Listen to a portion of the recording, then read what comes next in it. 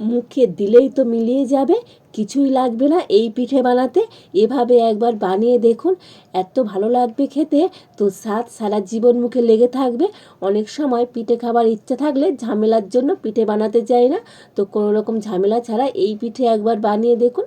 এভাবে পিঠে বানিয়ে যাকে খাওয়াবেন তো এত প্রশংসা করবে, ভাবতেই পারবেন না। নমস্কার বন্ধুরা, রূপার রন্ধনশালায় আপনাদের সকলকে অনেক অনেক স্বাগত জানাই। তো চলে এসেছি আজকের আবারও একটা নতুন স্বাদের পিঠের রেসিপি নিয়ে। তো আজকের আমি একটা কোনো রকম ঝামেলা ছাড়া সুন্দর পিঠের রেসিপি শেয়ার করব। এই পিঠেটার স্বাদ কিন্তু একেবারে অন্যরকম।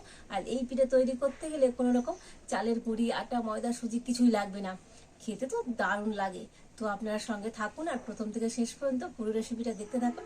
আশা করি আজকের রেসিপিটা আপনাদের অনেক ভালো লাগবে। তবে চলুন দেরি না করে শুরু করে দিই আজকের রেসিপিটা। তো প্রথমে আমি উনুনটা জেলে উনানে একটা কড়া বসিয়ে দিচ্ছি। তো প্রথমে আমি পিঠের জন্য পিঠের পুর তৈরি করে নেব। তার জন্য এখানে একটা নারকেল আগে থেকে কুড়িয়ে রেখেছিলাম, তো কড়াতে দিয়ে দিচ্ছি।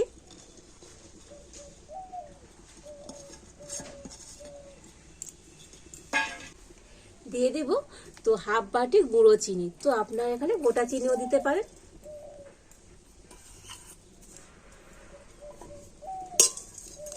আর এবার আমি নারকেল আর চিনিটা তো একটু এইভাবে মিশিয়ে নেব।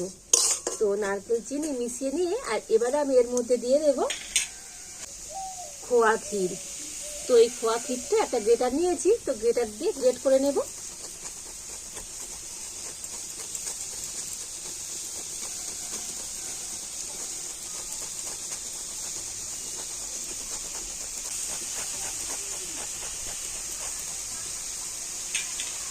তো দেখুন খোয়া ক্ষীরটা একটু গ্রেট করে দিয়েছি।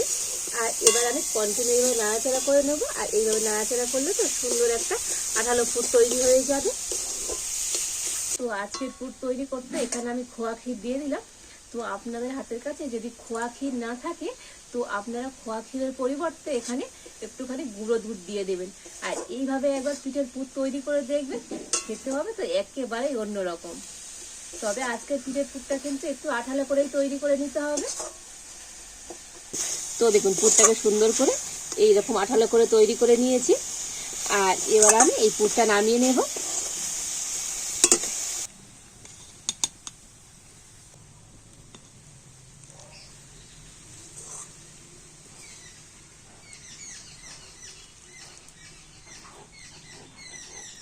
আর এবার আমি কড়াতে দিয়ে দেবো দুধ। তো এখানে আমি গরুর দুধ নিয়েছি, তো কড়াতে দিয়ে দিচ্ছি।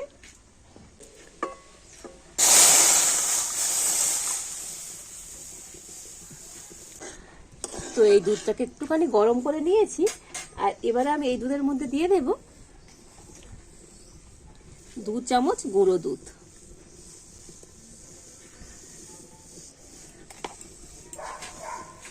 তো এই গুঁড়ো দুধটা দিলে এই লিকুইড দুধটা যেমন তাড়াতাড়ি ঘন হয়ে যাবে আর এই দুধের মালাইটা খেতেও অনেক সুন্দর লাগবে।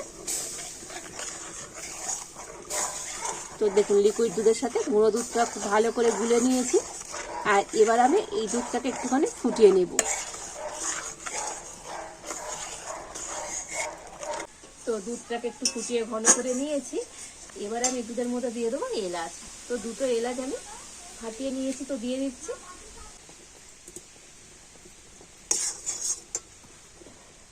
আর মিষ্টির জন্য এখানে দিয়ে দিচ্ছি গুঁড়ো চিনি, তো আপনারা গোটা চিনি দিতে পারেন।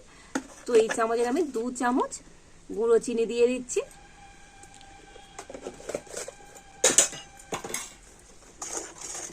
তো দেখুন দুধটা কিন্তু ফুটিয়ে এরকম একটু ঘন করে মালাইয়ের মতো করে তৈরি করে নিতে হবে। তো দেখুন দুধটা আগের থেকে অনেকটাই ঘন হয়ে গিয়েছে। তো দেখুন দুধের মালাইটা সুন্দর করে তৈরি করে নিয়েছি। আর দেখুন দুধটা আগের থেকে অনেকটাই ঘন হয়ে গিয়েছে, তবে দুধটা ঠান্ডা হলে আরো একটু ঘন হয়ে যাবে। আর এবারে আমি এই দুধের মালাইটা নামিয়ে নেব।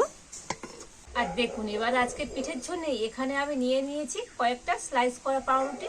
তো আজকের পিঠেটা আমি পাউরুটি দিয়েই তৈরি করব।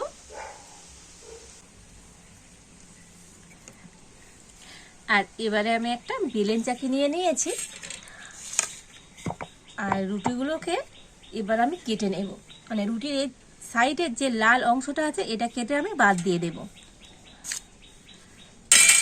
তো একটা ছুরি দিয়ে তো এইভাবে আমি কেটে নিচ্ছি।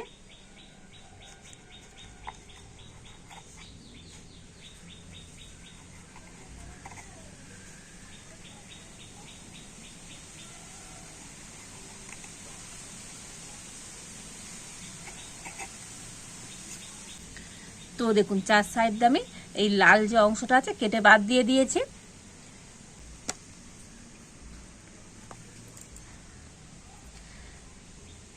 তো এইভাবে করে আমি প্রত্যেকটা রুটির এই চার সাইডে লাল অংশটা কেটে বাদ দিয়ে দেব। আর এবার আমি একটা রুটি নিয়ে নিয়েছি, আর এটাকে এখন আমি একটু বেলেন চাকি দিয়ে বেলে নেব।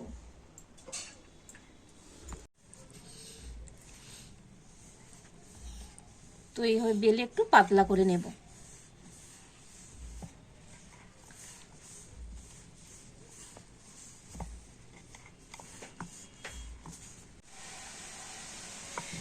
তো দেখুন রুটিটা কিন্তু একটু এরকম পাতলা করে বেলে নিতে হবে।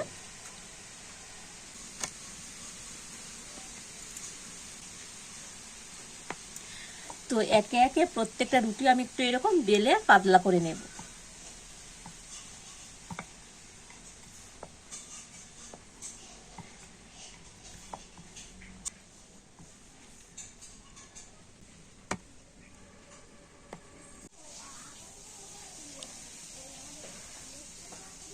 তো সব কটা রুটিকে আমি বেলেন চাকি দিয়ে বেলে একটু পাতলা করে নিয়েছি।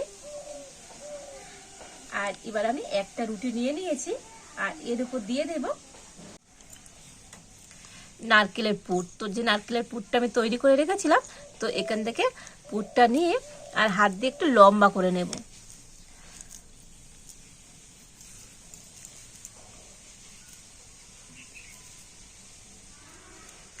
তো লম্বা করে নিয়ে আর রুটির দেখুন মাঝখানে আমি এইভাবে দিয়ে দিচ্ছি।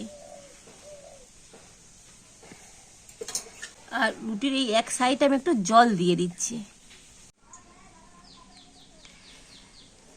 তো দেখুন জল দিয়ে দিয়েছি, আর এবারে এটাকে নিয়ে আমি এইভাবে মুড়ে নেব।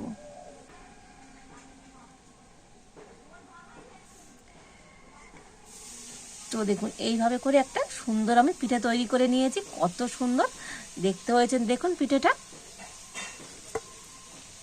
আর এবার আমি পিঠেটা নিয়ে একটা প্লেটের মধ্যে রেখে দেব। তো দেখুন আরো একটা রুটি আমি নিয়ে নিয়েছি।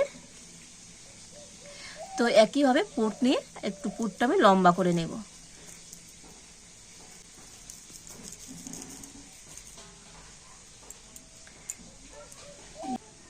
তো এক সাইড ধরে এরকম পুরটা আমি দিয়ে দিয়েছি। আবারও একইভাবে এই রুটির এই সাইডটা আমি জল দিয়ে দেব।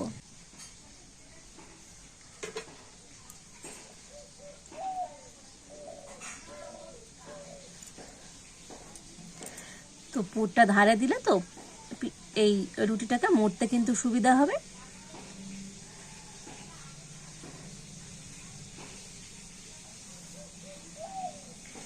তো দেখুন আরো একটা আমি পিঠে তৈরি করে নিয়েছি। কত সুন্দর হচ্ছে দেখুন পিঠেগুলো।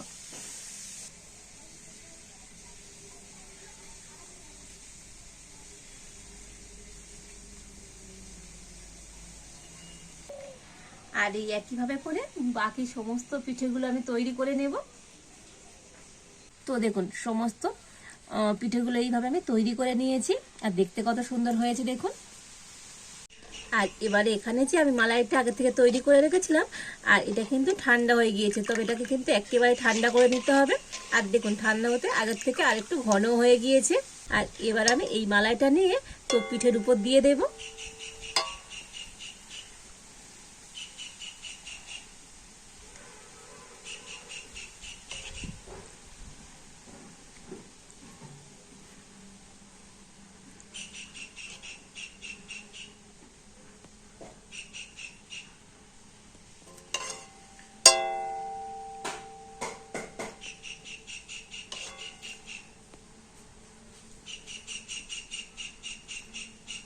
তো দেখুন দুধের সম্পূর্ণ মালাইটা আমি পিঠের উপরে দিয়ে দিয়েছি।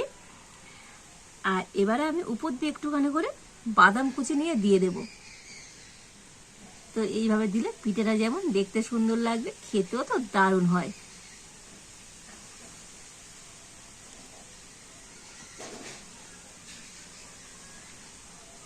পিঠে একবার এইভাবে বানিয়ে দেখুন, এত সহজ মনে হবে। তো এর থেকে সহজ পিঠে আর হয় না, কোনো রকম ঝামেলা ছাড়াই, কিছুই লাগবে না। এই পিঠেটা তৈরি করতে খুবই কম সময়ের মধ্যে বানানো হয়ে যায়। তো তো অনেক সময় দেখা যায় পিঠে খেতে ইচ্ছে করলেও বানানোর ইচ্ছে থাকে না। তো আপনারা এইভাবে একদম খুবই সহজ পদ্ধতিতে খুবই কম সময়ের মধ্যে এই পিঠেটা তৈরি করে দেখবেন, খেতে তো দারুণ লাগে। আর এবার দেখুন পিঠেটা তো কেটে আপনাদের দেখাবো পিঠেটা কতটা সুন্দর হয়েছে। তো দেখুন একেবারে নরম তুলোর মতো তুলতুল করছে দেখুন। আর ভিতরে যে পুরটা দিয়েছিলাম ওই পুরটার তো এতটাই সুন্দর টেস্ট হবে, তো পিঠেগুলো খেতে তো অসাধারণ লাগবে, অসম্ভব সুন্দর হয়েছে আজকের এই পিঠেটা। আর এভাবে পিঠে বানিয়ে একবার খেয়ে দেখুন, স্বাদ সারা জীবন মুখে লেগে থাকবে, আর মুখে দেবার সাথে সাথেই তো মিলিয়ে যাবে। অসম্ভব সুন্দর হয়েছে আজকের এই পিঠেটা দেখুন। তো আজকের আমরা এই সহজ সুন্দর পিঠের রেসিপিটা আপনাদের কেমন লাগলো তো অবশ্যই কমেন্ট করে জানাবেন। ভালো লাগলে লাইক শেয়ার সাবস্ক্রাইব করবেন। তো আজ এই পর্যন্ত, আপনারা ভালো থাকুন, সুস্থ থাকুন, দেখা হচ্ছে নতুন কোনো একটা রেসিপি নিয়ে।